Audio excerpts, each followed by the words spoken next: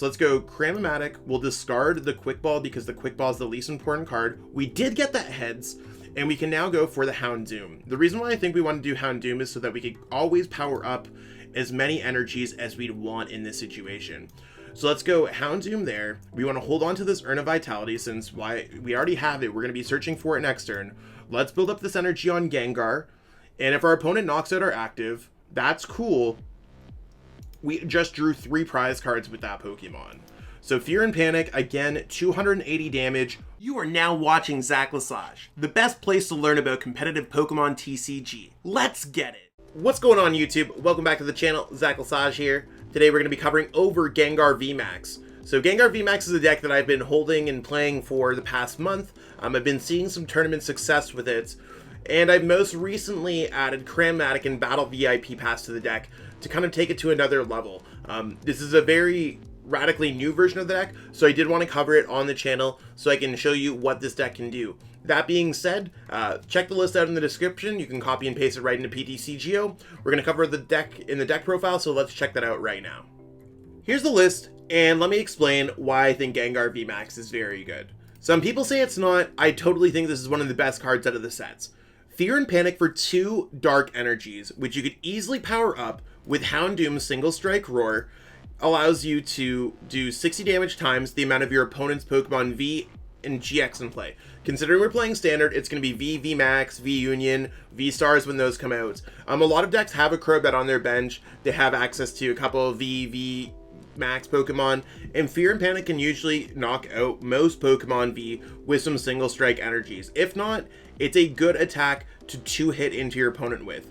If you do need to get a knockout, you're really not that far from GMAX Swallow Up, where if a few single strike energies, maybe mixed with some of your opponent's damage on their side from single strike or anything else like that, or you could add your 4th single strike energy, you can knock out most Pokemon with GMAX Swallow Up.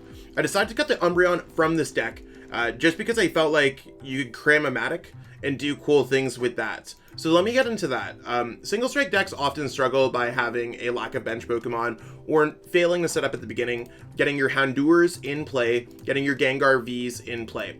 If playing Pokemon is like building a pyramid or anything else like that, you need to set up a strong foundation. Battle VIP Pass allows you to do so. It's hard to find Battle VIP Pass on its own. It's just 4 cards, so it's still like a few needles in a haystack, but Cram-o-matic increases that count and allows you to not only thin them out of your deck later on in the game, it does add an impressive way to get them out early, and Cram-o-matic is useful later on in the game when you're searching for things. So without the Umbreon, I've upped the boss's orders count, because now we can go Cram-o-matic, and I mean, sure, you gotta flip a heads, but let's just say that like you're gonna get a fair amount of heads, fair amount of tails. Cram-o-matic can get a boss to win the game, and then you could go ahead and GMAX one blow or GMAX Swallow Up and knock out your opponent's Pokemon. I've also added in a copy of Bruno. Bruno is a single strike card, which means that you could discard Bruno with Tower of Darkness if it's ever not going to be worthwhile. I've been diversifying my Marnie lines in a lot of my decks. You can see that in a lot of my videos. So I've split my Marnie line into 2 Marnie, 1 Bruno, and 1 Zinnia's Resolve. I think that they're all very different supporters that could be good in different situations, and we have the opportunity to search them with Cram-o-matic. This deck does not need a lot to draw into, and most of the time after a Gengar V or VMAX is getting knocked out, you will just be able to go ahead and Houndoom those energies back and have another one set right up, so you don't always need to have 7 cards with Bruno. Shuffling and drawing 4 is fine most of the time, especially when you have a Tower of Darkness in play. Overall, this list has been working very well for me. Gengar VMAX is incredibly underrated in this format, and I'll show you how well this deck can work with some awesome gameplay. So let's call this flip, and we lost a flip. That's fine, we'll see if we can get set up. Gengar VMAX can really come back with a turn 2 OHKO. And you can see we started off strong with the Battle VIP Pass. Our hand is actually amazing because we could Battle VIP Pass out 4 cards, Quick Ball, grab a Crobat, and we should be chilling. We are playing against another single strike deck of some sorts. And when I say single strike, it could be single strike Urshifu, it could be single strike Gengar, could be single strike more Pekko, even maybe Ursh, stuff like that. You never know. Single strike is really just going to be the style of deck, and it's basically a Houndoom engine. The fact that they're getting Umbreon out means that they might be able to knock out Gengar, but if we go Gengar, Houndour with our Battle VIP Pass, we should be okay. They might not necessarily have the same knockout potential. Because the thing is about Gengar, with one Houndoom in play, you could power up Fear and Panic. You gotta attach for your turn, and then you could go Fear and Panic with your other energy from Houndoom. Our opponent currently right now does not have access to being able to attack with a meaningful attack. Sure, they could use Mean Look, but they don't have any 2 energies attacked on their board yet. So they need to get another Houndour or be able to attach an energy. So you can see that just a normal single strike deck is going to require more energies than what a Gengar VMAX deck actually costs. And that's really the big thing. So now, yeah, our opponent is limited to using Moonlight Blade next turn because they have one Houndour and they have access to one Umbreon. Not sure why they ended up playing Switch. Okay, so we are going to be playing Gengar Mirror. That's completely fine. Let's see exactly how this works out for us. So let's go ahead and go Battle VIP Pass. Let's get set up with this. Let's go Houndour. We want to check through our deck first, see exactly what's going on. We did prize a single strike energy. That could be important. We do have access to Crobats. We do have access to Gengar. So let's go Houndour. Let's go Battle VIP Pass again. Let's go search our deck out for Gengar. So we have access to everything that we'd want on our first turn. We don't need to worry about Tower of Darkness too much, just because we can already get rid of Tower of Darkness. We have an Evolution Incense. We'd like to hold on to that. We have a lot of really good things going for us here. So let's go Quick Ball this away. And we could go Crobat. There's part of me that was like, oh, you want to what you know what, Zach? We don't need to go Crobat. We're still going to go Crobat. I think that seems fair. I'd like to get an energy here if possible. And I mean, we didn't get an energy, but we have access to supporters. This is exactly what I was talking about when it comes to like Bruno as a possible discard off Tower of Darkness. So now we actually have an energy. I don't think our opponent's going to knock out our Houndour, but we're now going to have access to a free retreating Pokemon. Next turn, we could just go double Houndoom, power up a Gengar VMAX, and we're just ready to knock out our opponent's Pokemon. So I don't want to play Zinnia's Resolve to draw 3. I think if our opponent gets nothing, we literally will just win the game naturally. I'm going to go ahead here and use Bites and keep my hand open. So there's the Bite. The reason why I'm keeping my hand open is because I can now go Evolution Incense. I can grab out triple Houndoom and evolve my other Gengar V into a Gengar VMAX. That will allow me to use Gmax Swallow Up, knocking out an Umbreon VMAX, taking away all my opponent's energies, and depending on how many Houndour they get out, I don't think they'll necessarily be able to get everything on board to respond to another knockout there. They need to get a bunch of Houndour, and they need to get another Pokemon that can attack, etc., etc. The list goes on and on. So yeah, we'll see our opponent take a knockout on a Gengar V. That's completely fine. They're now playing setup mode. And yeah, they're playing Marnie. That's completely fine. We'll just have to find another way to get set up here. I mean, talk about getting the Houndooms. It's kind of funny. Battle VIP Pass is definitely going to be a card that we could just pitch throughout the game. And that's completely fine when it comes to this deck. We have options there. If our opponent does not get another Houndour in play, or actually, wow, they can't even get it out. I was so worried about them just being able to knock us out in general that I never thought that we would get there. Okay, cool. Their deck missed. Our deck is currently setting up very well, and that's completely awesome. We want to use Single Strike Roar first on our Gengar, first and foremost, because right now we are searching for a Gengar VMAX and another Houndoom. And this is also going to shuffle those other Houndooms that we had at the bottom of our deck right on top. So let's go Gengar VMAX, or Gengar V, powering up Gengar V again. And let's go ahead here, and we could go ahead and go Tower of Darkness. I don't want to draw into another Urn. We haven't discarded one yet, but we will go for Professor's Research and see what we can get going on here. Little bit of a yikes there. Overall, I'm not going to lie. It's not looking great for us to get the Gengar VMAX out. Sometimes this deck will miss, but we can pitch another Gengar V out of our hands. We do have Gengar VMAX. We are literally one card away from making this happen. So we go Cram-o-matic onto the Gengar, onto the Quick Ball to see exactly if it happens. So let's go for Cram-o-matic. Tails, no. That's okay. We do have access to Gengar VMAX. Our opponent is unable to knock us out with their Gengar in general. So we could go ahead and take an attack off our opponent's Pokemon. I think this is a really good swing for us because we can't get the one-shot. We were 1 energy short, but we can go ahead and go for Fear and Panic. I think that sounds great. We could go ahead and flee into a Houndour. That might actually end up being better, but I don't know exactly what our opponent's going to do. They could just go boss and attack into us. So I think it's still better for us to go Fear and Panic here than just straight up attack our opponent's Pokemon. So let's go ahead, make that happen. We're going to get off a big attack. We're still doing 220, and we have to understand that, like, as much as we're not getting a one-shot, we were 1 energy short of a one-shot, and we're doing 220 damage for 2 energies. These are things that decks are built around, such as Victini VMAX. The other day I was hitting 260 damage, or 280 damage off of a Gengar VMAX, and I'm just like, cool, I'm playing built-in E-turn. Our goal here is obviously to knock out our opponent's 3 prize card Pokemon and 3 prize card Pokemon. I think that sounds like an excellent plan when it comes to this matchup. We'll see how it plays out. We also don't need as many energies as our opponent's deck, so we have that going for us as well. So we'll see how our opponent really deals with the situation. They could get a Gengar VMAX up on us and knock us out. We could then get a Gengar VMAX out on their Gengar VMAX. So depending on how things go here, they might try to attack with a Gengar V against our Gengar VMAX after using Max Darkness. That's a possibility. We just really want to see what's the best way to deal with this. As long as we don't evolve into another Gengar V, and if we take the first prize card, we can't ever lose this game. That is strict mathematics. If you send out a 3 prize card Pokemon and a 2 prize card Pokemon, making it impossible for your opponent to draw 3 prize cards, if we drew our 3 prize cards first, our opponent cannot draw prize cards at a rate that is faster than us.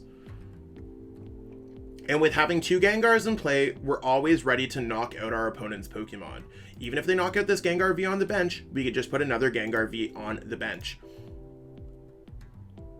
So still, we are absolutely chilling, absolutely vibing, and considering our opponent did not take a knockout, there's really not much for us to be doing here.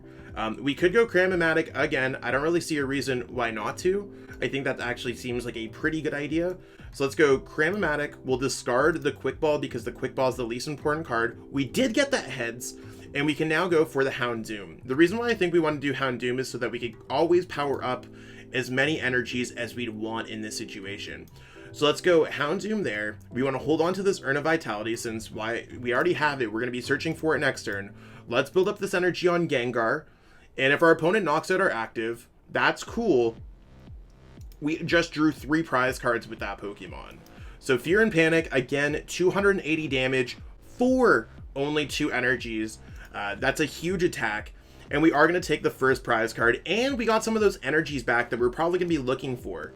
So even getting that Marnie allows us to put those energies at the bottom of the deck, so we're not necessarily going out with them. Our opponent here now has to attack with a Gengar V, or they need to attack with an Umbreon V or something. We're going to match their 2 prize card Pokemon with our 2 prize card Pokemon and put another Gengar V to win this game. We attacked with Fear and Panic, not G-Max Swallow Up, so we don't need to worry about our opponent's mean look or anything else like that. So if they don't knock us out, we just take another free 2 prize cards. If they do knock us out, we attack with Gengar V. So the biggest thing that I see about Gengar VMAX is that it is a fighting weak Pokemon, and players are like, Single Strike Urshifu is good, Rapid Strike Urshifu is good. Currently, Rapid Strike Urshifu has fallen out of the top 10 decks. It's currently a top 15 deck. Single Strike Urshifu, by all means, is definitely within the top 3 decks in the formats, and it's one of the best decks by all, like, in format for sure. But it doesn't matter because they were going to knock out a Gengar V anyways. None of this matters. Now our opponent can't actually win this game. This is where it gets incredibly difficult for our opponents, because we have 2 energies on both sides of the board. We now have a free retreating Crobat V, and if our opponent ever attacks us with a 2 energy Pokemon, they lose the game. So we're going to go ahead here, go Marnie. So we're putting that Single Strike under the deck, so we're able to get it with the Houndoom Single Strike Roar. We have Cram-o-matic, we have Boss, we have Game on board. So this is how this deck has been setting up for me in all of my testing. All of the hiding darts make sure that it has a better matchup against Leafeon, all of this stuff. The deck just does very well. I'm not entirely sure what our opponent's going to be doing here in response to this. We're going to be doing Fear and Panic. I could have attacked with this one, actually, because our opponent, I think, can knock us out with a Houndoom. Oh, they only have one Houndoom, so they can't knock us out with Houndoom. They can only do 70 damage. Or I guess they can do 90 damage, but regardless, I should have attacked with this Gengar VMAX. It's likely not going to matter because they're likely not going to attack with Houndoom. If they attack us with a Gengar VMAX, we just respond with our Gengar VMAX with 4 energies for the knockout. So I really don't think that we're going to be able to lose this game. I think we've completely checkmated our opponents. So after looking at all the matchups, I don't see how Gengar is not tier 1, if not in contention for best deck in the format. This game, even though we missed something mid-game because we got a Cram-o-matic Tails after our opponent Marnied our perfect hand away, we're still easily playing against another single strike deck. So the Cram-o-matic Battle VIP Pass is just an epic engine when it comes to this deck. It's been working absolutely amazing. I have not missed the Umbreon VMAX by any means. It's not necessarily a strong attacker. We just have everything we need, and there's our opponent conceding the game. That's what we got going on with this deck. Hopefully it allowed you to see exactly what I mean when I'm talking about this new Gengar deck. You can quite often force your opponent into a corner that they don't want to be in. You could force them with double Gengar. As long as you have 2 Gengars out in play, you can always attack with a Gengar V. Maybe they don't knock out a Gengar VMAX, that's fine. Keep my Gengar VMAX in play.